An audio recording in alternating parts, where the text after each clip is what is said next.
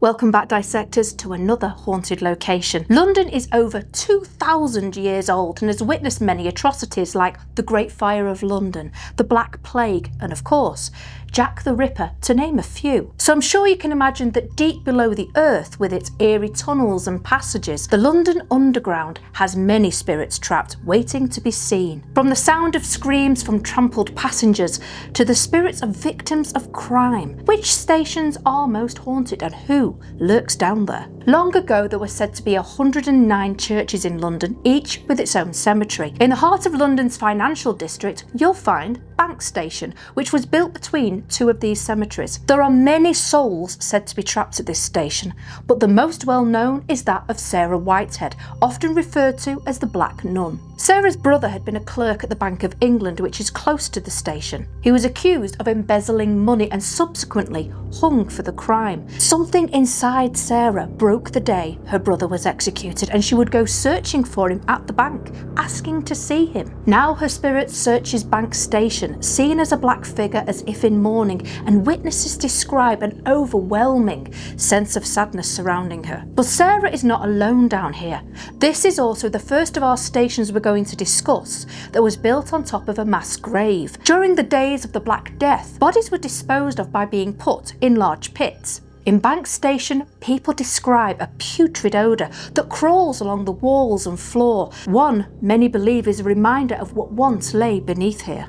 From the very first time that Covent Garden Station opened its doors, the spirit of a tall man wearing a top hat, opera cape and gloves has been seen wandering the many dark hallways. Over the years, tube workers have been so distressed by this ghost, they've asked to move to a different station. But who is the spirit thought to be? Well, his name was William Terrace, and while alive, was a very successful actor during the late 1800s at the Adelphi Theatre. In life, he was known to adore the Covent Garden Bakery, which is where the station now resides. William had a close friend named Richard Archer Prince, who was also an actor but didn't have the same level of success.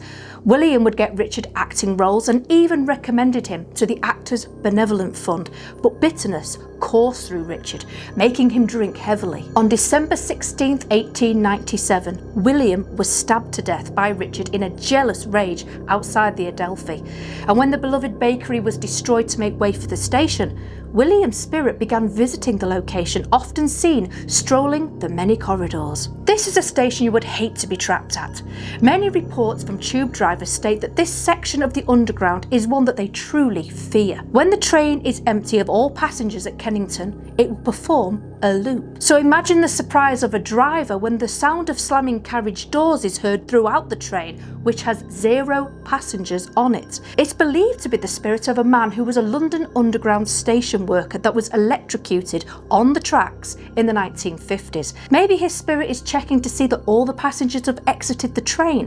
One thing's for sure, you don't want to miss your stop and come face to face with him. During World War II, the London Undergrounds were used as a way to avoid the onslaught of gunfire. If the sirens were heard, then hundreds of people ran here to escape injury and even death. Bethnal Green is one of the deepest of the tube stations, but in March 1943, a tragedy occurred. An anti-aircraft gun went off nearby and caused a massive scare. People were pushing and trampling over anyone who got in their way. Those at the bottom of the narrow stairs, many of these being women and children, were suffocated and crushed to death. In total, 173 people died that day, and today, the sound of disembodied screams and sobbing can be heard. It's said it starts as a gentle humming in the distance, but then the volume of the sounds of anguish get louder and louder. This ghost station has been abandoned for over 80 years, as it closed in 1933 after nearby Holborn Station opened. There is a dark rumour attached to the British Museum station though, one that states there is a secret tunnel linking the station to the Egyptian room of the museum itself. Over the years, many tubers and workers have witnessed the malevolent spirit of the Egyptian god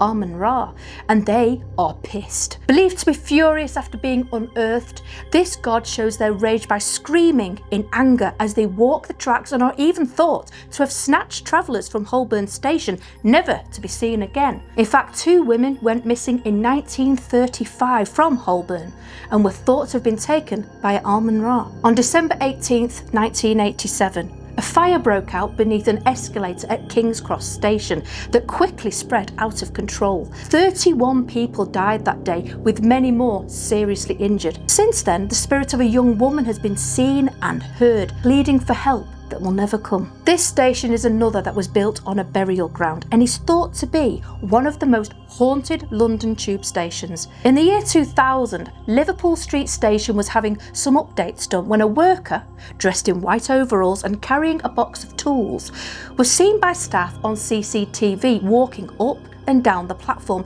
before suddenly disappearing when people went to investigate. Passengers on board trains have also seen this ghost, but he's not alone down there. Very late at night, staff have also seen numerous people walking on the tracks, which was later discovered to be the location of a burial site. In 2015, over 3,000 skeletons were unearthed that were thought to be plague victims, and many believe the figures walking the tracks are some of those that were buried here long ago. Over the years, many drivers have witnessed a young woman boarding a train but never getting off. It's like she just disappears.